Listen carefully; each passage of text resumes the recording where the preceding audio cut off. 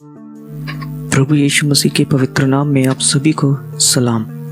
परमेश्वर आप सभी को आशीष और बरकत दे। आज की एक और नई स्टडी में आप सभी लोगों का स्वागत है। प्रभु के इस वचन को समझने के लिए वीडियो को अंत तक ज़रूर देखें और अगर आप हमारे चैनल पर नए हैं तो चैनल को सब्सक्राइब ज़रूर करें, नोटिफिकेशन बेल को ऑल पर सेट करें ताकि हमारी आने वाली हर एक वीडियो आप तक तुरंत पहुंच जाए। तो आइए इस वीडियो को शुरू करते हैं। पाप के विषय में बहुत बार दोस्तों आपने सुना होगा, पर बाइबल इसके बारे में क्या कहती है कि पाप की शुरुआत कहाँ से हुई और कैसे हुई।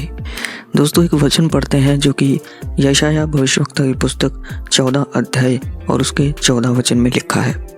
और यहाँ पर इस प्रकार लिखा है, मैं मेघों से भी ऊंचे ऊंचे स्थानों के ऊपर चढ़ूंगा, मैं परम प्रधान के तुल्य हो जाऊंगा। पाप की शुरुआत उससे हुई जो प्रभु से बढ़कर ऊंचा होना चाहता था, जिसको हम आज लूसीफर के नाम से जानते हैं। और उसके बहुत से अलग अलग नाम हैं, जैसे कि शैतान, दुष्ट, झूठ बोलने वाला, झूठ का पिता, भरमाने वाला।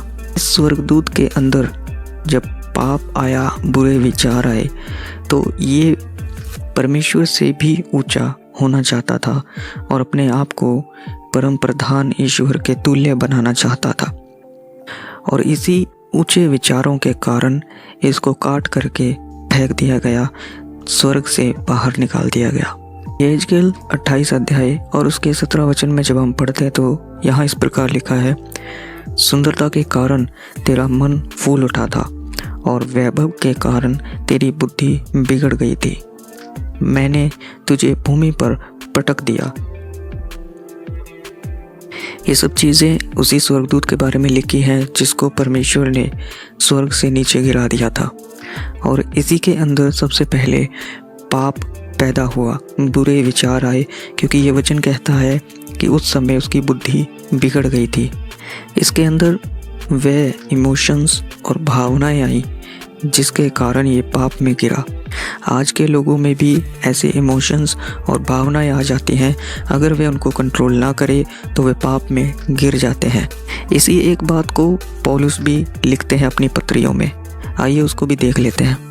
दूसरा कुरिन्थियों 10 अध्याय उसके 5 वचन में इस प्रकार लिखा है, सो हम कल्पनाओं को और हर एक ऊंची बात को जो परमेश्वर की पहचान के विरोध में उठती है खंडन करते हैं, हर एक भावना को कैद करके मसीह का आज्ञाकारी बना देते हैं।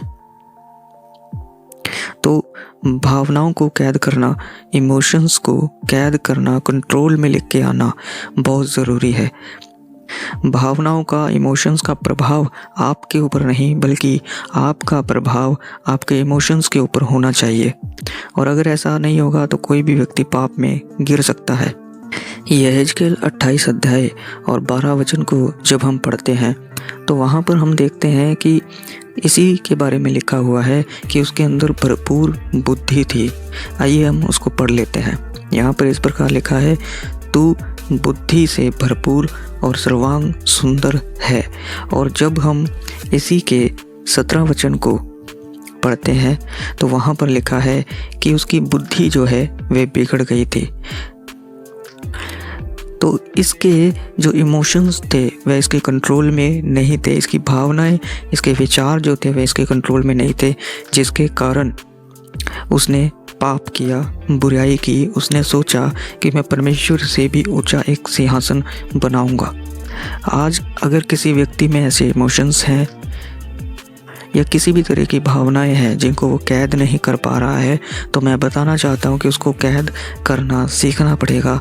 उसको अपने इमोशंस के ऊपर पूरा प्रभाव डालना है ताकि उनको वह पकड़ के रखे। हर एक व्यक्ति को अपने इमोशंस के ऊपर प्रभाव होना चाहिए ताकि वह उनको कैद करके रख सके। जैसे कि पौलुस ने कहा कि हम हर एक भावना को कैद करके मसीह का आज्ञाकारी बना देते हैं। उनको पता था अगर हम भावनाओं को कैद नहीं करेंगे तो ये ही भावनाएं जो है वे हमें पाप में गिरा सकती हैं, बुराई की ओर ले जा सकती हैं।